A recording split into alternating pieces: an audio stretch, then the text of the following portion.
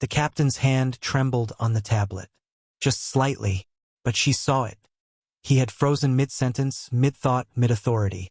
Standing in the aisle of his own aircraft, staring at a name that had just rewritten everything he thought he understood about the passenger in seat 2A. Behind him, 183 passengers waited in silence so thick it had texture. The engines hummed their impatient song. The Geneva-bound 777 sat motionless at the gate, held hostage by a question no one had been brave enough to ask until now. What happens when the system you trust reveals it was never designed to see people like her as anything but a threat? The black woman stood perfectly still, her charcoal blazer immaculate, her posture a study in controlled power. She had just asked him one simple question. Not loud, not angry, just devastatingly clear. Captain, why was I stopped? And now he had to answer, in front of everyone, with the truth. This is the story of what happened next. But before we continue, I need you to understand something. This wasn't an isolated incident. This wasn't one bad apple, or a misunderstanding, or an unfortunate mistake. This was the system working exactly as designed. And if you've ever walked through a door without being questioned, sat in a seat without being challenged, existed in a space without having to prove you belong there, then you are part of this system too. What follows is not comfortable. It's not supposed to be. But I promise you this. If you listen to the end, you will never board a plane the same way again. Now, let's go back to the beginning. 37 minutes before the captain froze. The boarding pass scanned green. The machine beeped its approval. Everything was correct. And yet, ma'am, may I see your boarding pass again? Dr. Amara Okonkwo looked up from her phone, her finger hovering over airplane mode. The flight attendant stood there, young and blonde and smiling with the kind of professional tension that suggests someone else is watching. Someone else is judging. Someone else will have questions if this goes wrong. Of course. Amara's voice carried no edge, no irritation, just the careful neutrality of someone who has learned that emotion, in moments like these, is ammunition. She produced the boarding pass, paper, not digital, because she always kept paper trails, and watched the attendant scan it again. Green. Beep. Approved. The attendant scanned it a third time. Green. Beep. Approved. Amara waited. She knew this dance. She had choreographed versions of it in presentations to aviation authorities across 4 continents. She had written policy papers about this exact moment. And still, here she was living it again. Is there a problem? She asked, though she already knew there wasn't. Not with her credentials. Not with her ticket. Not with anything except the single, immutable fact of her existence in this space. I'm sorry, the attendant said, and her apology sounded genuine, which somehow made it worse. Could you remain here for just a moment? Around them, the cabin of Flight GV-447 breathed its final pre-departure breath. Overhead bins clicked shut like caskets. Passengers settled into their purchased territories. First class up front, where Amara stood. Premium economy behind the curtain. The masses further back, pressed into seats designed by people who had never actually flown in them. Outside the oval windows, dusk was gathering over the tarmac. Geneva was 7 hours away. The International Aviation Regulatory Conference was 3 days away. And Amara's keynote presentation, titled Discretionary Enforcement Patterns, When Protection Protocols Become Surveillance, was already loaded on her tablet, meticulously footnoted, devastating in its clarity.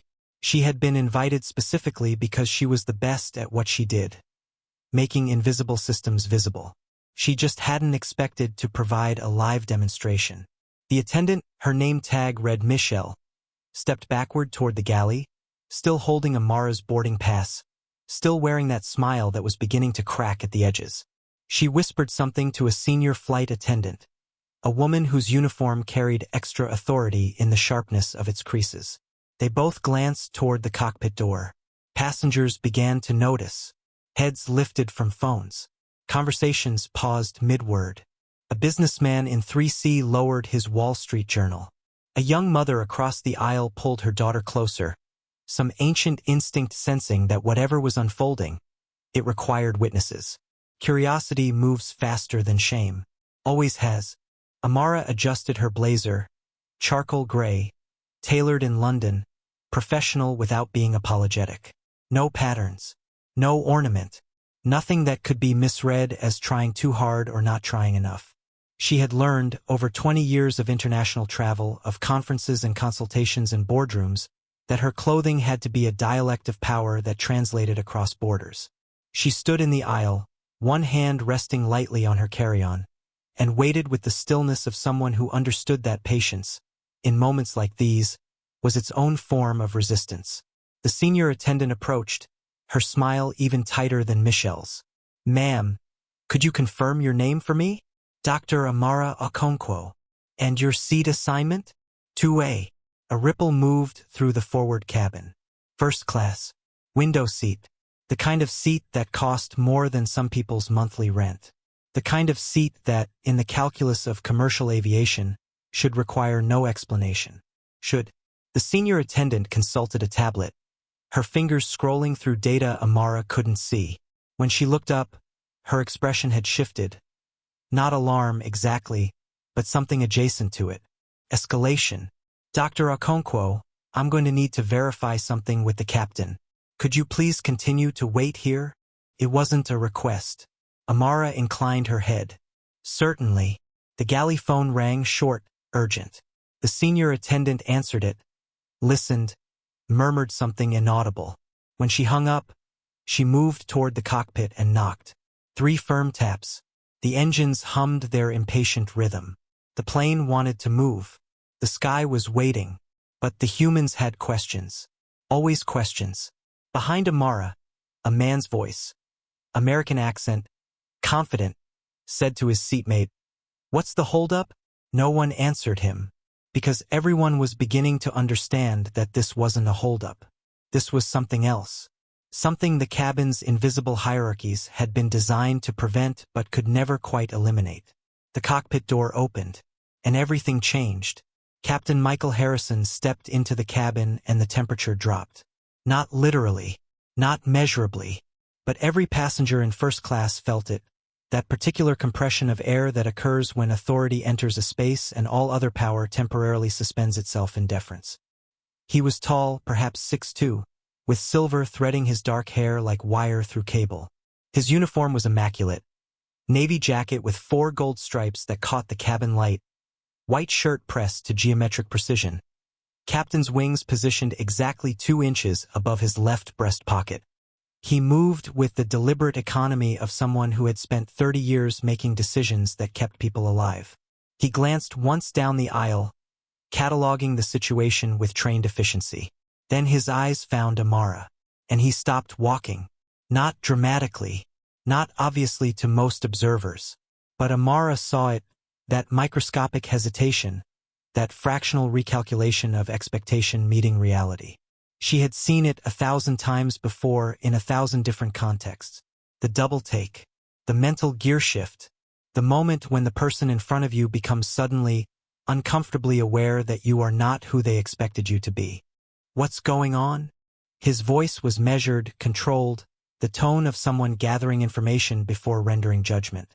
The senior attendant, her name tag read Patricia, spoke first, her words careful, rehearsed. "Sir, there appears to be a discrepancy with this passenger's boarding credentials. Security has requested verification before departure." The captain's eyes moved from Patricia to the boarding pass now held between her fingers, then back to Amara. "May I?" He extended his hand, palm up. Not demanding, requesting. The small performance of courtesy that authority offers when it wants to seem reasonable. Amara met his gaze, steady, unwavering, and handed him the pass. He studied it, once, then again more slowly, as though the paper might reveal secrets upon closer inspection. The engine noise seemed to recede, swallowed by the cabin's collective held breath. Around them, the performance had entered its public phase. Phones angled subtly upward. A teenager 3 rows back held his device low, screen glowing, recording. The businessman in 3C had abandoned his newspaper entirely. The young mother whispered something to her daughter in Spanish. Too quiet to hear, but Amara understood the message. "Watch. Remember, This matters. In 4A, a woman with sharp eyes and expensive glasses was taking notes in a leather journal. In 5D, a man was typing rapidly on his phone, possibly live tweeting, possibly emailing his corporate compliance team. The witnesses were cataloging, archiving, creating a record that would exist beyond this moment. Patricia shifted her weight, suddenly uncertain. The flag came through during final boarding check, Captain. Standard protocol for high-value passengers with... She hesitated, choosing words carefully, with sensitive travel profiles. High value, Amara repeated softly, testing the phrase, not challenging it, just reflecting it back. The captain's jaw tightened almost imperceptibly. He folded the boarding pass once, then unfolded it with the careful precision of someone handling evidence. Your name, Dr. Amara Okonkwo. Something flickered across his expression.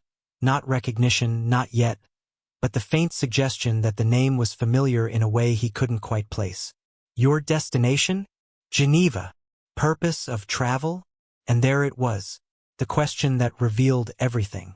Because no one had asked the businessman in 3C his purpose. No one had questioned the woman in 2C about why she was traveling. No one else in first class had been stopped, scanned 3 times, asked to wait while authority consulted with higher authority. Only her. Amara took a breath. Slow, controlled, the kind of breath that centers rather than steadies. Professional, she said. I'm attending the International Aviation Regulatory Conference. The captain's eyes narrowed fractionally. In what capacity? As a keynote speaker. Silence. Patricia glanced at her tablet, scrolling, searching. Her face had gone pale. What is your field, Dr. Okonkwo? The captain asked. And now there was something different in his tone. Not hostility, not suspicion, but the beginning of unease, the faint recognition that this conversation might be heading somewhere he didn't want to go. Amara held his gaze. Around them, the cabin had gone utterly still. Even the child in the young mother's arms had stopped fidgeting, sensing that the adults were engaged in something important, something that required attention. I design auditing systems for international regulatory bodies, Amara said, her voice calm, clear, carrying to every corner of first class. I identify structural biases in enforcement frameworks, the invisible patterns that create disparate outcomes while maintaining the appearance of neutrality. The captain's face didn't change, but something behind his eyes shifted, comprehension arriving like an unwelcome guest. Specifically, Amara continued, I was invited to Geneva to present findings on discretionary enforcement patterns in aviation security. My presentation is titled, she paused, letting the moment expand. When protection protocols become surveillance. Patricia's tablet slipped slightly in her hands. She caught it, but not before the captain saw the gesture. Could you step forward with me, please? The captain's voice was steady, but no longer quite as certain. It was phrased as a request. It was not one. Amara inclined her head, acknowledgement without submission, and followed him toward the forward bulkhead. They stopped just past the galley, still fully visible to the entire first-class cabin. No privacy curtain drawn. No retreat to the jet bridge. They stood there, framed like actors on a stage, because authority, when uncertain of itself, prefers witnesses. The captain turned to face her fully. His posture was correct, professional, but something in his shoulders suggested he was beginning to understand that this was not going to be a simple verification. This was going to be something else entirely. Dr. Okonkwo, he said, his voice lower now, meant only for her but still audible to anyone paying attention. This flight cannot depart until this matter is resolved. And that was when Amara spoke the words that would change everything. Captain, she said quietly, before we continue, may I ask you something? He hesitated. Authority does not expect questions from those it questions. Authority expects compliance, explanation, deference, the small performances of submission that reinforce the hierarchy, that confirm who holds power and who does not. But Amara had not asked for permission to question. She had simply questioned. And in that inversion, something fundamental shifted. Yes, the captain said finally, though the word cost him something to produce. Amara's expression remained neutral, composed, but her eyes held his with the kind of steady attention that suggests the next words will matter. Do you believe authority is strongest when it speaks loudly, or when it listens closely? The question landed in the space between them like a stone in still water, ripples moving outward, touching everything. The cabin was silent. Not the silence of indifference, but the silence of collective breath held. Passengers leaned forward in their seats. The businessman, the lawyer, the mother, the teenager still recording. Everyone sensed that something was happening here, something that transcended a simple boarding dispute. The captain's jaw worked silently. He was a man accustomed to clear skies and defined parameters, to checklists that delivered certainty, to questions that had answers in the operations manual. This question had no manual. This question required him to think rather than follow, to examine rather than execute. I believe, he said slowly, each word selected with the care of someone navigating a minefield, that authority exists to protect order. Amara nodded once, as though accepting a premise. Then we are aligned. Patricia, standing several feet away, swallowed audibly. The captain's posture shifted, not retreating, but opening slightly, his shoulders squaring in a different way. What is it you do? Exactly, Dr. Okonkwo? The question was different from his earlier inquiry. This wasn't verification. This was genuine curiosity, perhaps even concern. Amara took a small step closer. Not threatening, not aggressive, just closing the distance to something more intimate, more human. I build systems, Captain. Invisible ones. The phrase unsettled him. She saw it in the way his eyes narrowed, the way his thumb moved against the boarding pass still held in his hand. Invisible systems, she continued, her voice conversational but precise. Determine which doors open and which remain closed, which names are questioned and which pass through unchallenged, which delays feel routine and which feel. She paused, revealing. The captain said nothing. There was nothing to say that wouldn't be either evasion or admission. These systems, Amara went on, operate below conscious awareness. They feel neutral, natural, inevitable. They're embedded in protocols and procedures and training manuals. They're coded into algorithms and enforcement discretion and professional judgment. She paused again, her gaze never leaving his. And they work perfectly until someone makes them visible. In row 2D, the businessman, Marcus Webb, though Amara didn't know his name, was taking notes on his phone with trembling fingers. He was the director of operations for a competing airline. He recognized what was happening here. He recognized it because he had helped build similar systems. He recognized it because he was complicit. In 4A, the lawyer, Dr. Saracen, had stopped writing in her journal. She was simply watching, cataloging, her trained mind already assembling the legal framework for what she was witnessing. The young mother held her daughter and whispered, "Remember this, Mija. Remember that speaking truth quietly can be more powerful than shouting." The captain shifted his weight slightly. "Dr. Okonkwo, I can assure you that our security protocols are designed without bias." "Are they?" Amara interrupted gently, not rudely, just precisely. "Or are they designed by people who have never experienced being stopped, questioned, asked to prove they belong in spaces they've already paid to occupy?" The question hung there unanswerable. "Captain, let me ask you something else." Amara's voice remained calm, but there was steel beneath the silk now. "How many passengers did you verify before you reached me? How many boarding passes did Patricia scan 3 times? How many people in this first-class cabin were asked about their purpose of travel, their destination, their right to occupy these specific seats?" Silence. "I'll answer for you," Amara said. "None. Not the businessman in 3C. Not the woman in 2C. Not the family in row 1. Just me." The captain's face had gone carefully neutral, but a faint flush was creeping up his neck. "And here's what makes this particularly interesting," Amara continued. "You see, I was flagged in your system. That's what triggered this stop. But I wasn't flagged for removal. I wasn't flagged as a security threat. I was flagged as a—" She paused, letting the cabin lean in closer. "High-value passenger requiring sensitive handling." Patricia's eyes widened. She glanced at her tablet, scrolling frantically.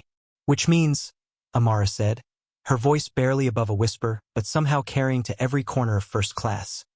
Someone, somewhere in your airline's operational chain, looked at my name, looked at my profile, looked at my ticket, and decided that a black woman traveling to an international regulatory conference to discuss aviation compliance required special attention. She took a breath. So I'll ask you again, Captain. Why was I stopped? The captain's hand moved to his tablet, fingers hovering over the screen. He scrolled. He read. And then, he froze. Not theatrically, not visibly to most, but Amara saw it. The microscopic cessation of movement, the pupils dilating, the breath caught mid-draw, because he had just read the full notation. He had just seen the memo attached to her passenger profile. He had just realized who she was, why she was flagged, and what he had just done. His thumb trembled on the screen, just slightly, but she saw it. Time stretched. In the cabin, 183 passengers waited. In the cockpit, First Officer Chun monitored systems and wondered why they hadn't pushed back. On the ground, the tower was querying the delay. And in the space between Captain Harrison and Dr. Okonkwo, the entire architecture of institutional authority was quietly collapsing. The notation on his tablet read, Passenger Profile, Dr. Amara Okonkwo Designation, Regulatory Oversight / High Sensitivity Travel Purpose, ICAO Conference, Keynote Speaker Topic, Aviation Compliance Audit / Enforcement Bias Review Handling, Expedited Processing / VIP Protocol Note. Subject is Lead Auditor for International Aviation Regulatory Frameworks. Ensure exemplary service and procedural compliance. Flag is for crew awareness, not security screening. The captain read it twice. Then he looked up at the woman standing before him, composed, patient, devastating in her stillness, and understood with perfect, horrible clarity what he had just done. He had stopped the person who had been sent to evaluate exactly this kind of stop. He had questioned the person whose job was to question these systems. He had provided her with a perfect, documented witness case study of the very problem she had flown halfway around the world to expose. Dr. Okonkwo. His voice was different now, lower, stripped of its procedural authority. There's been a misunderstanding. Has there? She tilted her head fractionally. Please, help me understand what was misunderstood. The captain glanced at Patricia, who had now also read the full notation. Her face had gone from pale to ashen. The flag in our system, he began, then stopped, recalibrating. You were flagged for expedited service. VIP protocol. The notation was meant to ensure you received exemplary treatment. Not. He couldn't finish the sentence. Not to be stopped, Amara completed for him. Not to be questioned. Not to be asked to prove I belonged in the seat I paid for. Yes. And yet, she let the conjunction dangle. The captain's shoulders sagged fractionally. It was a small gesture, nearly invisible, but everyone watching recognized it. The posture of someone who had just lost an argument with reality. Captain, Amara said, her voice softer now but no less precise. I'm going to ask you a question, and I need you to answer honestly. Not for me. Not for these passengers. For yourself. He nodded. When you saw my name on that boarding pass, when you walked down this aisle and saw me standing here, before you read the full notation, before you understood who I was, what did you think when you saw a black woman in seat 2A? The question was surgical. It offered no escape. The cabin held its breath. The captain opened his mouth, closed it, opened it again. He was a man who had spent 3 decades giving confident answers to impossible questions. Weather decisions, mechanical failures, passenger emergencies. But this question had no safe answer. Only true ones. I thought. He stopped, started again. When the flag came up and Patricia said there was a discrepancy, I assumed. He couldn't say it. You assumed something was wrong, Amara supplied gently. You assumed the flag meant a problem. You assumed that someone had made an error, or that there was a security concern, or that I somehow didn't belong in this seat. Yes, the word was barely audible. Even though my boarding pass scanned correctly, even though my credentials were in order. Even though nothing objective, suggested any problem at all. Yes. And why did you assume that, Captain? Silence. I'll answer for you, Amara said. You assumed it because the system told you to question me, and you trusted the system more than you trusted the evidence in front of you. You trusted it because systems feel neutral. They feel objective. They feel like they're just following rules. She took a breath. But systems are designed by people. And people bring their assumptions with them, about who belongs where, about who should be questioned and who should be trusted, about whose presence in certain spaces requires explanation and whose does not. The captain's hand holding the tablet had dropped to his side. He looked, in this moment, not like an authority figure but like a student receiving an education he had never sought but desperately needed. The system flagged me, Amara continued, to ensure I received exceptional service. But you interpreted that flag through a different lens, a lens shaped by unconscious bias, by statistical profiling, by the accumulated weight of 1,000 small assumptions about who typically occupies seat 2A on international flights. She paused, letting the words settle. You saw the flag, you saw my face, and you assumed the flag meant I was a problem rather than a person to be protected. The captain's eyes closed briefly. When he opened them, they were different, clearer, more aware, as though he were seeing the cabin and everyone in it for the first time. You're right, he said quietly. Everything you just said is correct. Amara nodded. Thank you for your honesty. What happens now? He asked. She considered this. Around them, the cabin waited for her verdict. Would she demand an apology? Would she file a complaint? Would she turn this moment into a weapon? Now, Amara said. You make a choice. A choice? The captain repeated, his voice uncertain. Yes. Amara's gaze remained steady, unwavering. You can treat this as an embarrassing incident to be managed, apologized for, and buried in paperwork. Or you can treat it as what it actually is, a revelation about the systems you operate within. The captain was silent, processing. Every person watching this right now, Amara gestured subtly to the cabin, to the phone still recording, to the passengers still listening, is learning something. The question is, what are they learning? She let the question breathe. Are they learning that when authority makes a mistake, it defensively protects itself? That it apologizes without changing? That it treats moments like these as problems to be contained rather than opportunities to be transformed? The captain's jaw tightened. Or, Amara continued, are they learning that authority can listen? That it can acknowledge failure without collapsing? That it can be strong enough to be wrong? The businessman in 3C had stopped taking notes.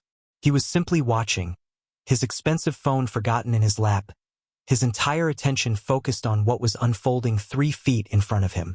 The lawyer in 4A had her pen poised above her journal, but she wasn't writing. She was witnessing. The young mother had tears on her cheeks, though her expression was fierce, proud. She whispered to her daughter, "This is what dignity looks like." The captain took a breath, deep, steadying, the kind of breath someone takes before making a decision that will follow them. "What would you have me do?" he asked. "I would have you tell the truth," Amara said simply. "Not the comfortable truth. Not the procedural truth. The actual truth." "To whom?" "To everyone." She gestured to the cabin. "To these passengers who just watched you stop me. To your crew who followed your lead without questioning. To your airline who created a system that flagged me for protection but trained you to interpret it as suspicion. And most importantly," she paused, "to yourself." The captain nodded slowly. "You want me to acknowledge, publicly, that I profiled you?" "No." Amara's voice was firm. "I want you to acknowledge that you participated in a system that profiles people like me. There's a difference. This isn't about your personal racism or lack thereof. This is about structural bias that operates whether individual actors are consciously biased or not." She took a step closer. "You're not a villain, Captain Harrison." She had read his name from the tag on his uniform. "You're a participant, just like every person in this cabin. Just like every person who boards an airplane and never gets stopped, never gets questioned, never has to prove they belong in the seat they purchased. The captain's face was unreadable now, processing layers of meaning he had never been asked to consider. "So here's my question for you," Amara said. "When we land in Geneva, when I stand before an assembly of international aviation regulators and present my findings on discretionary enforcement, what will I tell them about Flight GV447? Silence. Will I tell them about a captain who, when confronted with his own bias, became defensive? Who protected his ego over protecting his integrity?" She paused. "Or will I tell them about a captain who listened, who acknowledged, who chose to be part of the solution rather than the perpetuation?" The choice hung between them, visible and unavoidable. Captain Harrison looked at her, really looked at her, perhaps for the first time since entering the cabin. He saw a woman in her early 50s, distinguished and composed, with eyes that had witnessed 1,000 versions of this moment and would witness 1,000 more. He saw someone who had spent decades navigating systems designed without her in mind, who had risen to the top of her field not despite the obstacles but through sheer, relentless competence. He saw, finally, what he should have seen from the beginning: a person deserving of respect without requiring proof. "Ladies and gentlemen," he said, turning to address the full cabin. His voice was steady now, resolved. "I owe you all an explanation for this delay." Amara watched him, her expression neutral but her attention complete. "I stopped Dr. Okonkwo because our system flagged her passenger profile. I interpreted that flag as a security concern rather than what it actually was, a notation for VIP service. I made that interpretation because—" He paused, and the pause was honest, vulnerable. "Because I allowed unconscious bias to override objective evidence." The cabin was utterly silent. Dr. Okonkwo's boarding pass was valid. Her credentials were in order. There was no legitimate reason to question her. "I did so anyway, and in doing so I failed as a captain, as a professional, and as a human being, to treat her with the dignity she deserved." He turned back to Amara. "I cannot undo what just happened, but I can promise you this. I will file a full incident report. I will request mandatory bias training for myself and my crew. And I will personally recommend that my airline review its passenger flagging protocols to prevent this from happening again." He paused. "That's not enough. I know it's not, but it's a beginning." Amara studied him for a long moment. Then, quietly, she said, "Thank you, Captain Harrison, for listening." And with those 5 words, the flight, and everything it represented, was finally cleared for departure. If you've listened to this far, you've witnessed something uncomfortable, a system revealing itself. But here's what I need you to understand: this moment, this flight, this woman, it happens every single day. In airports, in boardrooms, in hospitals, in courtrooms, in schools. People are stopped, questioned, asked to prove they belong in spaces they've already earned the right to occupy. And most of the time, there are no witnesses, no recordings, no regulatory auditors to make the invisible visible. So here's my question for you. The next time you board a plane and walk past security without a second glance, the next time you sit in your seat unchallenged, unquestioned, assumed to belong, will you notice who gets stopped? Will you pay attention to whose bags get randomly selected? Whose boarding pass gets scanned 3 times instead of once? Will you be a witness?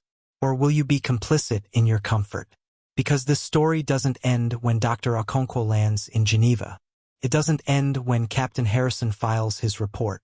It ends when enough people decide that invisible systems should stay invisible no more. Share the story. Talk about it. Make people uncomfortable with it. Because change doesn't happen when we're comfortable. It happens when we finally become uncomfortable enough with the systems we've been ignoring. Read on. Witness what happens next. And then decide what kind of passenger you want to be in the system we all share. The Geneva-bound 777 finally pushed back from the gate 18 minutes behind schedule. But something had shifted in the cabin's molecular structure. The air felt different, charged with awareness, heavy with the weight of what had been witnessed. Passengers who had been strangers 30 minutes ago were now bound by shared experience, by the collective understanding that they had seen something rare. Truth spoken to power without violence, power acknowledging truth without collapse. As the aircraft taxied toward the runway, Dr. Amara Okonkwo settled into seat 2A and withdrew her tablet. The presentation slides glowed softly in the dimmed cabin light. Discretionary enforcement patterns in aviation security. When protection becomes surveillance. She opened a new document and began typing notes. Not angry, not vindictive, just precise. Clinical. The language of someone who understood that emotions were data, and data could change systems. Case Study 47B. December 24, 2025. Flight GV 447.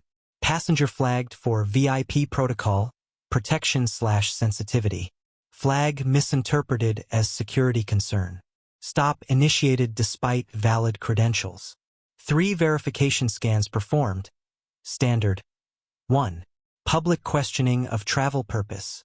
Non-standard protocol. Captain involvement required for resolution. Root cause analysis.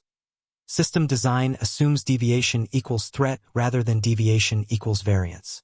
Flag contained no behavioral indicators, only identity markers. Interpretation defaulted to suspicion framework. Outcome. Captain acknowledged systemic bias publicly. Committed to policy review. Incident provides template for training reform. Conclusion. Individual awareness necessary but insufficient. Structural redesign required. She saved the document and gazed out the window as the plane accelerated down the runway. The lights of the terminal fell away, the ground releasing them, gravity yielding to velocity. The moment of liftoff always felt like transformation. Earth becoming air, weight becoming flight. But she knew better. Physics was physics. The plane didn't transform. It simply traveled fast enough and at the right angle to make air pressure do the work of defying gravity. Systems, she thought, were the same. They didn't need to be destroyed. They needed to be redesigned at the right angle with the right pressure until the architecture itself supported different outcomes. Behind her, in the galley, Michelle was preparing first-class service with hands that still trembled slightly. Patricia stood beside her, checking inventory with unusual precision, the kind of focused activity people engage in when they're trying not to think about something. "I've been doing this for 12 years, Patricia said quietly, not looking at Michelle. 12 years, and I never questioned a flag. Not once. Michelle arranged champagne flutes on a tray, the crystal catching light. "What are you going to do?" "I don't know." Patricia's voice was barely audible. "But I can't unknow what I just learned. I can't unsee it." In row 3C, Marcus Webb was composing an email to his airline's executive leadership. Subject: Mandatory review of passenger flagging protocols. This evening I witnessed a disturbing incident that requires immediate institutional response. A passenger was inappropriately detained based on misinterpretation of system flags. The failure was not individual but structural. Our training does not adequately distinguish between security threats and administrative notations. I am requesting an emergency audit of our passenger profiling systems and immediate implementation of bias recognition training for all customer-facing personnel. If we do not act proactively, we will face the same public accountability I just witnessed. This is not a recommendation. This is a mandate. He read it over, deleted disturbing, replaced it with significant, then deleted that too and restored disturbing. Truth, he decided, required precision even when precision was uncomfortable. He hit send. In 4A, Dr. Sarah Chun was drafting different notes, legal ones. Her specialty was civil rights litigation, and what she had just witnessed was admissible, documented, and devastating. But she wasn't thinking about lawsuits. She was thinking about systems. Question: if bias is structural rather than individual, can legal remedy address root cause? Answer: no. Legal action punishes symptoms. Policy reform addresses architecture. Follow-up: how to incentivize voluntary reform without litigation threat. Approach: present case studies that demonstrate institutional vulnerability. Make inaction more costly than change. She glanced up at seat 2A, at the woman who had just taught a masterclass in moral authority without aggression, in truth-telling without cruelty. Make them see, she thought. Don't make them enemies. make them witnesses to their own complicity. The young mother, Lucia, was explaining to her daughter in whispered Spanish what they had just seen. Sometimes, Mija, people are treated differently not because they did anything wrong, but because the world has taught others to see them as wrong. Do you understand? The 7-year-old nodded, her eyes solemn. Like when Diego's family wasn't allowed in the restaurant? Yes, like that. Lucia stroked her daughter's hair. But do you remember what else you saw? You saw that woman, Dr. Okonkwo. She didn't yell. She didn't cry. She just asked questions until the captain had to answer them. That's power, Mija. Real power. The child absorbed this processing, filing it away in the architecture of her developing consciousness. Years from now, she would remember this flight, this moment, this lesson in dignity. In the cockpit, Captain Harrison and First Officer Chun completed their climb checklist in unusual silence. Finally, Tom Chen said, "That was the most professionally humiliating thing I've ever watched." Harrison didn't respond immediately. His hands moved across the controls, throttle, trim, navigation inputs with mechanical precision. Finally, "Good." Tom glanced at him. "Good. If I'm not humiliated by that, then I didn't understand what just happened." Harrison's voice was steady but different, stripped of the certainty that had characterized his earlier pronouncements. "She handed me a mirror, Tom, and what I saw in it wasn't pretty. You apologized. You acknowledged it. You committed to change. Words are easy. Words cost nothing."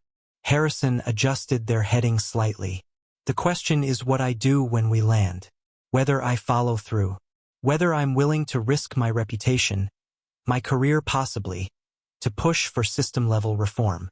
Tom was quiet for a moment. Then, "Are you?" "I don't know yet. Ask me in 3 days."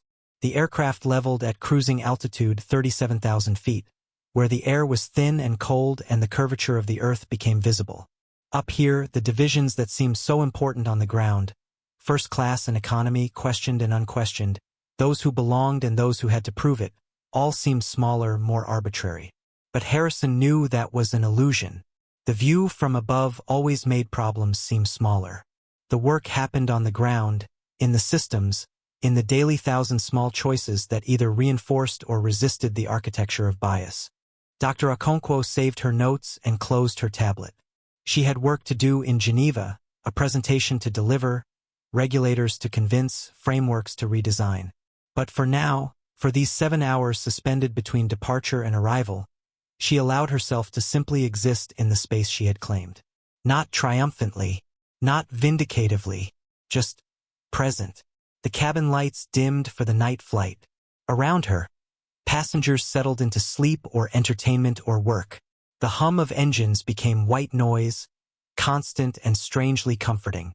And somewhere in that hum, in that collective breath of 184 souls traveling through darkness toward dawn, something fragile was germinating. The possibility that seeing could lead to understanding, and understanding could lead to change. It wasn't certain. It wasn't guaranteed.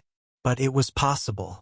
And possibility, Dr. Okonkwo had learned over 2 decades of dismantling invisible systems, was where transformation always began.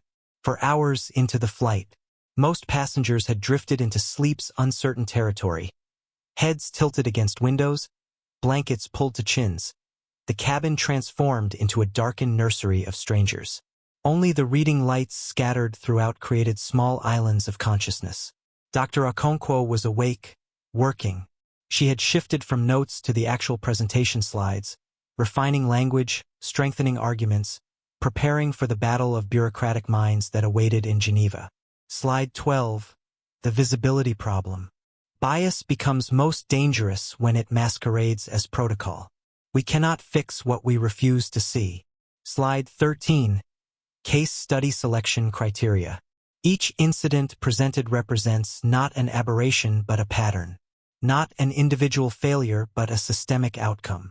She was about to advance to the next slide when a shadow fell across her row.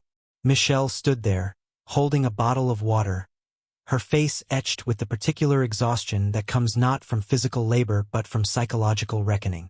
"Dr. Okonkwo," she whispered, careful not to wake other passengers. I'm sorry to disturb you. I needed to ask you something. Amara looked up, her expression neutral. Yes. When we land, when you give your presentation in Geneva, Michelle's voice cracked slightly. Are you going to name us? This flight? Me? The question hung between them, vulnerable and afraid. Amara studied the young woman for a long moment. Does that frighten you? Yes. The honesty was raw. I have student loans. This job is everything to me. And I'm terrified that I'll become the face of something I didn't even know I was doing. Sit, Amara said, gesturing to the empty seat beside her. Michelle glanced around the cabin. Patricia was in the back galley, other passengers asleep, then folded into seat 2B with the careful movements of someone trying not to take up too much space. What do you think happens? Amara asked quietly. When I present case studies to regulatory bodies, you expose the problems. You get airlines fined, people fired. No. Amara's interruption was gentle but firm. That's what people think happens. But it's not what I do. I'm not interested in punishment. I'm interested in architecture. Michelle looked confused. When I present incidents like what happened tonight, Amara continued, I anonymize them. No names. No flight numbers. No individual identifiers. Because the individuals aren't the problem. They're the instruments through which the problem operates. Michelle's eyes welled. So you won't name me? I will name the system that told you to scan my boarding pass 3 times. I will name the training that taught you to trust flags without questioning them. I will name the institutional architecture that made tonight's incident not just possible but probable. Amara paused. But I won't name you, Michelle, because you're not the villain in this story. You're a casualty of it, just a different kind than I am. The flight attendant's breath came out in a shudder. Thank you. Don't thank me yet, Amara said, because I'm going to ask you to do something difficult. Michelle straightened slightly. What? When we land, when you go home, when you return to work on your next flight, I need you to remember tonight. Not as something to be ashamed of, but as something to learn from. Amara's voice was quiet but intense. The next time you see a flag in your system, I need you to question it. Ask yourself, is this flag identifying a behavior or an identity? Is it protecting passengers or surveilling them? Is it based on objective criteria or unconscious assumption? And if I can't tell the difference, then err on the side of dignity, Amara said. Always, every time, without exception. Michelle nodded, absorbing this. Can I ask you something else? Yes. How do you not hate us? Hate me? I stopped you. I made you stand there while everyone watched. I humiliated you, even if I didn't mean to. Amara was silent for a moment, gazing past Michelle toward the darkened cabin. When she spoke, her voice carried the weight of decades, of countless flights, of innumerable small indignities accumulated like sediment. Hate, she said finally, requires too much energy, and energy is finite. I choose to spend mine on building rather than destroying, on teaching rather than punishing, on illuminating rather than condemning. She turned back to Michelle. Do you know why? Michelle shook her head. Because I believe people can change.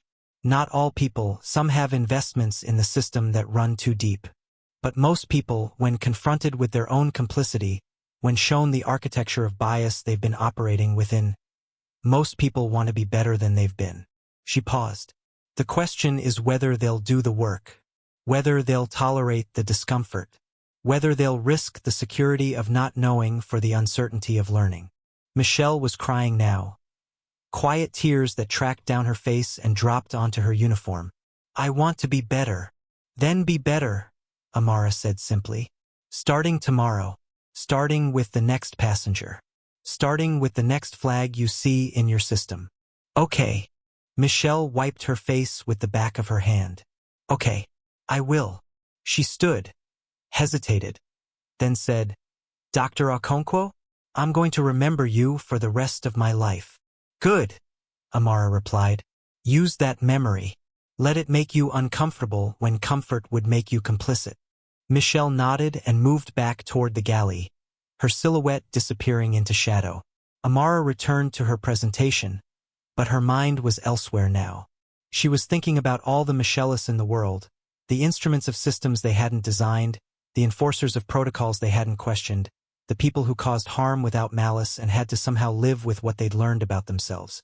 It was easy to hate them, easier than the alternative. But the alternative, believing they could change, investing in their capacity for growth, holding space for their transformation, that was the only thing that had ever actually dismantled systems. One person at a time, one awareness at a time, one uncomfortable conversation at a time. She typed a new note. The work of justice is not to punish the instruments but to redesign the system that created them.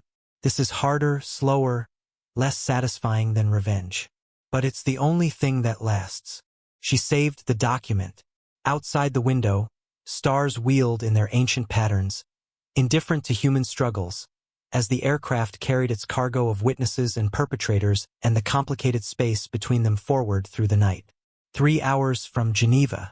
3 hours from the moment when Dr. Amara Okonkwo would stand before the world's aviation authorities and make visible what they had worked so hard to keep invisible.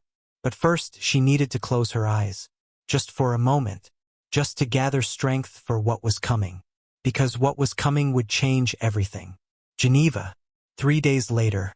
The International Aviation Regulatory Conference occupied the entire 6th floor of the Palais des Nations, that monument to diplomatic aspiration where nations gathered to negotiate the invisible rules that governed movement across borders. Dr. Amara Okonkwo stood in the wings of the main auditorium, watching the previous speaker conclude his presentation on fuel efficiency standards. The room held perhaps 300 people. Regulators from 47 countries, airline executives, compliance officers, policy researchers, the people who wrote the rules, the people who enforced them, the people who profited from them. Her presentation was next. She adjusted her jacket, different from the one she'd worn on the flight, but equally tailored, equally precise. Navy blue today, with a silk scarf that added color without distraction. Her tablet was charged, her slides were loaded, her notes were internalized. But she wasn't thinking about the presentation. She was thinking about Captain Harrison. He had sent her an email the morning after they landed. Brief, formal, but underneath the formality, something genuine. Dr. Okonkwo, I have submitted my incident report to my airline's compliance division, along with a formal recommendation for system-wide review of passenger flagging protocols. I have also requested mandatory bias recognition training for all flight crew, beginning with myself. I cannot undo what happened, but I can ensure it matters. Respectfully, Captain M. Harrison. She had written back, Captain Harrison, the measure of character is not whether we fail, but what we build from the ruins of our failures. Thank you for choosing to build.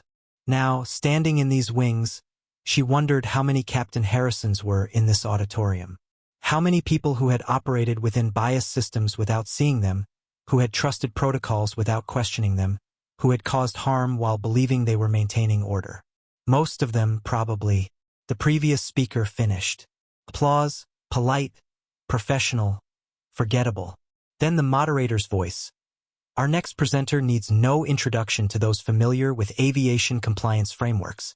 Dr. Amara Okonkwo has spent 2 decades auditing enforcement systems across 6 continents. Her work has informed policy reforms in 23 countries. Today, she will present findings on discretionary enforcement patterns in aviation security. Please welcome Dr. Okonkwo. Amara walked onto the stage. Not slowly, not quickly, just with purpose. The lights were bright. The audience a sea of faces both attentive and skeptical. This was her element. This was where 2 decades of patient, meticulous work had led. She stood behind the podium, looked out at the assembly, and began. How many of you, she said, her voice clear and carrying to every corner of the room, have been stopped at an airport and asked to verify your boarding pass multiple times, even though it scanned correctly the first time? A few hands went up, perhaps 15 or 20 out of 300. How many of you, she continued, have been asked about your purpose of travel, your destination, Your reason for occupying a particular seat, not during security screening, but after you've already boarded the aircraft. Fewer hands. Maybe 10.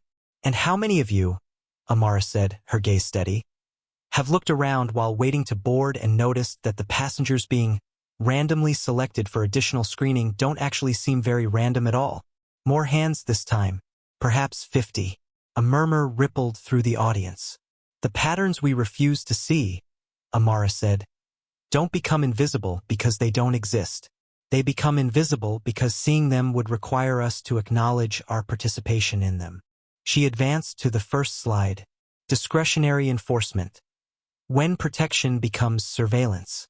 3 nights ago, she said, I boarded a flight from New York to Geneva. I was traveling to deliver this very presentation. I held a valid boarding pass, valid credentials, and a formal invitation to address this assembly. The audience leaned forward slightly, and I was stopped, questioned, asked to verify my identity, my purpose, my right to occupy my assigned seat, all in front of a cabin full of witnesses. She let that settle. I was stopped not because I had done anything wrong, but because a system designed to flag me for VIP protection was interpreted by the flight crew as a security concern. The flag contained no behavioral indicators, no objective criteria, just identity markers and travel patterns. She advanced to the next slide. A photograph of a boarding pass, identifying information redacted. The captain who stopped me eventually realized his error, not because new information emerged, but because he finally read the full notation on his tablet, a notation that had been there all along, but which he had interpreted through the lens of unconscious bias. She paused, her voice softening. That captain, to his credit, did something rare. He acknowledged his mistake publicly. He committed to institutional reform. He chose discomfort over defensiveness. Another slide, statistical analysis of passenger flagging patterns, sorted by demographic categories. But individual awareness, while necessary, is insufficient. Because the problem isn't individual prejudice, though that exists. The problem is structural architecture that makes biased outcomes inevitable, regardless of individual intent. She walked out from behind the podium now, closer to the audience. Let me be clear about something. I'm not here to shame anyone. I'm not here to assign blame. I'm here to make visible what has been, by design, invisible. The room was utterly silent. Every person in this room participates in systems. We write policies, we enforce protocols, we design frameworks that govern how millions of people move through the world. And most of us do this work with good intentions. We believe we're creating safety, efficiency, order. She paused. But intention and impact are not the same thing. And the impact of our systems, the actual measurable documented impact, is that certain people are questioned more, stopped more, scrutinized more, not because they behave differently, but because they are different. Amara stopped walking. She looked out at the 300 faces, regulators, executives, policymakers, and saw in them the same thing she had seen in Captain Harrison's face, the uncomfortable recognition of complicity. I want you to imagine something, she said quietly. Imagine that the next time you board a plane, you're stopped. Your boarding pass is scanned 3 times. You're asked about your purpose of travel. You're questioned in front of everyone. Colleagues, strangers, your children if they're traveling with you. She let them sit with that image. And then imagine that this doesn't happen once. It happens regularly, frequently, so often that you start building extra time into your travel schedule to account for it. So often that you start preparing explanations before anyone asks. So often that you begin to question whether you belong in certain spaces at all. The silence had weight now. Now ask yourself, would you accept this as normal? Would you tell yourself it's just following protocol? Would you believe the system was fair? She paused, her voice even softer. Or would you want someone to stand up and say, this isn't normal. This isn't acceptable. This needs to change. Someone in the 3rd row was wiping their eyes. A woman in the back had her hand pressed to her mouth. If this story, if what happened on that flight, if what I'm presenting today, if any of this resonates with you, if it makes you uncomfortable in ways that feel important, I need you to understand something. Amara's voice remained steady, but something in it had shifted to something more personal, more urgent. Stories like this survive only when people who feel something choose to support them. Not with words alone, but with action, with visibility, with the willingness to say, "This matters. This needs to be heard. I am willing to be uncomfortable if it means others might someday be more free." She let that breathe. So if you're watching this unfold, whether here in this room or somewhere else, and something in you recognizes truth, I invite you to act on that recognition. Share this story. Talk about it with colleagues. Challenge the systems you participate in. And ask yourself the hardest question of all. What would I have done in that captain's position? Would I have listened? Would I have learned? Would I have changed? The room remained silent, but it was a different silence now. Not passive, but active. Processing. Considering. Because that's the question that matters most, Amara said. Not what you believe you would do, but what you will actually do the next time you're faced with a choice between comfort and justice. She returned to the podium, advanced to the next slide, and continued her presentation with the same professional precision she had maintained throughout. But something had shifted in the room. Seeds had been planted. Awareness had been triggered. And 300 people who had entered this auditorium as passive participants in unjust systems were just beginning, to imagine themselves as active agents of change. It was a small beginning, but all transformations begin small. The presentation lasted 47 minutes. When Dr. Okonkwo concluded, the applause was different from what had greeted the previous speaker. It started slowly, almost tentatively, then built, not into enthusiasm exactly, but into something more substantial. Recognition, acknowledgement, the sound of people who had been forced to see what they had been avoiding. Several hands went up immediately. The moderator called on a regulatory officer from the European Union Aviation Safety Agency. "Dr. Okonkwo," the woman said, her accent French but her English precise. "Your case study from 3 nights ago, the captain who stopped you. You said he committed to reform. But has there been any institutional response from the airline itself?" Amara nodded. "The airline has initiated a comprehensive review of its passenger flagging protocols. They've committed to redesigning their training programs to distinguish between administrative notations and security concerns. And they've agreed to implement quarterly bias audits for all customer-facing personnel. And this happened," the woman pressed, "because of public pressure? Because of threat of litigation?" "No," Amara said. "It happened because one captain chose honesty over defensiveness. Because he understood that his reputation mattered less than the pattern his behavior represented. That single choice created pressure for institutional change from within." Another hand.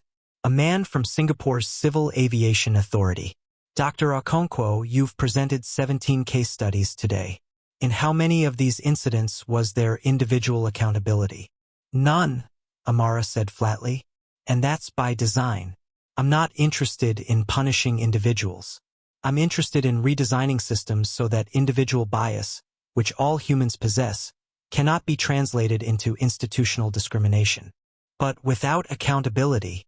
"Accountability," Amara interrupted gently, "comes in many forms. The captain who stopped me submitted a formal incident report that could affect his career advancement. He requested bias training that will require him to examine assumptions he's held for decades. He made himself vulnerable to learning." She paused. "That's accountability. It's just not punishment." A woman from the back stood. No introduction, no preamble. "Dr. Okonkwo, I'm a flight attendant.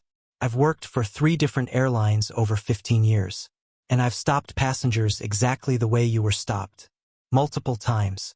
Because I trusted the system to be right." The room turned to look at her. "What do I do now?" the woman asked, her voice breaking. "How do I make up for the people I've harmed?" Amara's expression softened. You can't. You can't undo what's already done. But you can change what you do next. And you can use your experience to help others change before they cause the same harm. "That feels insufficient." "It is insufficient," Amara agreed. "Justice is always insufficient. We can never fully repair what we've broken. but we can stop breaking new things. And sometimes, that's the most we can do. The woman sat down, wiping her eyes. The moderator checked his watch. We have time for one final question. A hand went up near the front. A man in an airline executive's suit, his face weathered with decades of corporate authority. Dr. Okonkwo, I'm the Chief Operations Officer for a major international carrier. What you've presented today is challenging.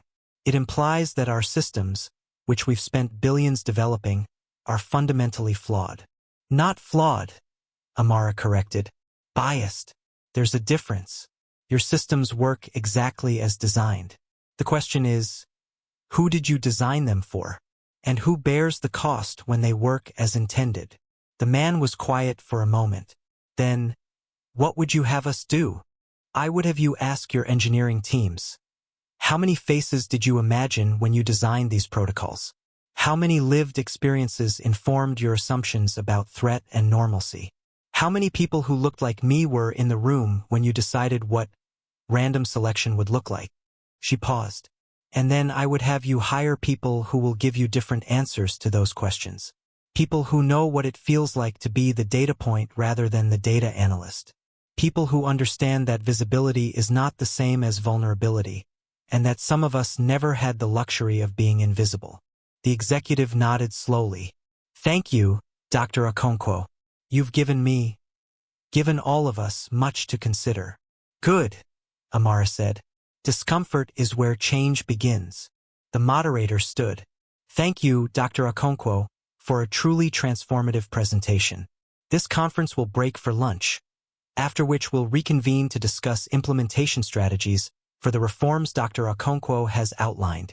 As the audience began to disperse, several dozen people remained, some wanting to speak with her, some simply wanting to be near the source of clarity they had just experienced. But Amara's attention was drawn to a figure standing at the back of the auditorium, just inside the doors. Captain Michael Harrison, in civilian clothes, unannounced. He had come to Geneva. Their eyes met across the distance. He nodded once, not apology, not explanation, just acknowledgement. She nodded back, and in that silent exchange, something was completed. Not resolved, resolution implied finality, and this work would never be final. But completed, a circle closed, a learning witnessed, a beginning honored. The rest would unfold in time, in small changes and large reforms, in uncomfortable conversations and redesigned protocols, in the 1,000 invisible moments when someone would choose differently because they had learned to see what they had been trained to ignore. That was how systems changed. Not dramatically, not overnight, but deliberately, persistently, one awareness at a time. 7 hours later. Flight GV 448. Geneva to New York. Dr. Amara Okonkwo sat in seat 3F Economy Plus, middle seat, surrounded by strangers. She had declined the airline's offer to upgrade her to first class. Not out of protest, not to make a point, simply because sometimes the middle seat was where you needed to be, close to the people who never got upgraded, who never got expedited, who navigated airports and aircraft with the quiet resignation of people who knew the system wasn't designed with them in mind. The man to her left was reading a thriller. The woman to her right was working on a laptop, spreadsheets, corporate presentations, the architecture of someone else's profit margin. Neither of them knew who she was. Neither of them knew what had happened 3 nights ago on the flight to Geneva, or what had unfolded this morning in that conference hall. They just knew she was another passenger, another body in a seat, another person trying to get home. And there was something profoundly right about that anonymity. As the plane pushed back from the gate, Amara closed her eyes and let herself simply feel the moment. The engines spooling up, the aircraft beginning its taxi, the familiar rhythm of departure that she had experienced thousands of times across thousands of journeys. No drama this time, no stops, no questions, just flight. The plane accelerated down the runway, velocity building, physics asserting itself. That magical moment when speed and angle converged, when air pressure underneath became greater than weight above, when the wheels left the ground and gravity temporarily surrendered. Ascent. Amara opened her eyes and looked out the window, not at her row, but craning slightly to see past the man with his thriller. Below, Geneva was already shrinking, the lake and the mountains and the monuments to human governance all becoming miniature, then abstract, then memory. She thought about Captain Harrison standing at the back of that auditorium. About Michelle, who would board her next flight tomorrow with new awareness weighing on her shoulders. About Marcus Webb and Dr. Sarah Chun and Lucia and her daughter. All those accidental witnesses who would carry forward what they had seen, what they had learned, what they could no longer unknow. She thought about the 300 regulators who had listened to her presentation, who had felt uncomfortable and would now have to decide whether to metabolize that discomfort into change or simply wait for it to fade. She thought about all the passengers who would board flights tomorrow and next week and next year, some of whom would move through airports unchallenged, unquestioned, unconscious of their privilege, and some of whom would be stopped, delayed, asked to prove they belonged in spaces they had already paid to occupy. The system hadn't been fixed. Not yet, maybe not ever fully. But it had been seen, named, made visible. And visibility, Amara had learned over 2 decades of patient, relentless work, was where possibility lived. The plane climbed through clouds into clear sky. The seatbelt sign blinked off. Around her, passengers began the small rituals of long-haul flight.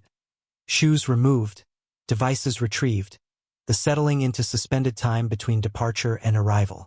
Amara opened her tablet and began drafting her next presentation.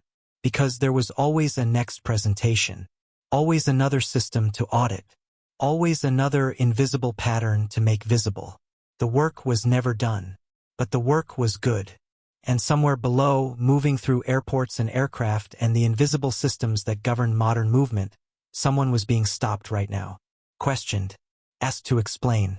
But because of what had happened on Flight GV447, because of what had been presented in Geneva, because 300 people had been made uncomfortable enough to imagine change, maybe, just maybe, the next captain would pause, would question the flag instead of trusting it, would choose dignity over protocol, would ask, why was I about to stop this person? What am I actually protecting? Whose assumptions am I enforcing? Maybe. It wasn't certain. It wasn't guaranteed, but it was possible. And possibility, fragile, uncertain, easily extinguished, was the only fuel that had ever powered lasting transformation. Dr. Amara Okonkwo saved her document, closed her eyes, and let the hum of engines carry her home. Not triumphant, not defeated, just present, just working, just believing that the arc of aviation justice, like all justice, bent slowly. But it did bend. If enough people were willing to apply the pressure. Outside the window, the sky stretched infinite and blue. A canvas of possibility, waiting to be reimagined by those brave enough to see what had always been invisible, and bold enough to demand that it become visible to everyone. This story began with a woman standing in an airplane aisle, waiting for authority to confront itself. It ends with a question for you. What will you do the next time you witness injustice? Whether in an airport, a workplace, a school, a street corner. Will you look away, grateful it's not happening to you? Or will you be a witness? Will you record, remember, respond? Will you ask the hard questions that make authority uncomfortable? Will you examine your own participation in systems that harm others? The captain in this story chose to listen, to learn, to change. What will you choose? Because this story doesn't end when the credits roll or the page turns. It ends when enough of us decide that invisible systems should stay invisible no more. Share the story. Talk about it. Make people uncomfortable with it. And then do the work of building something better.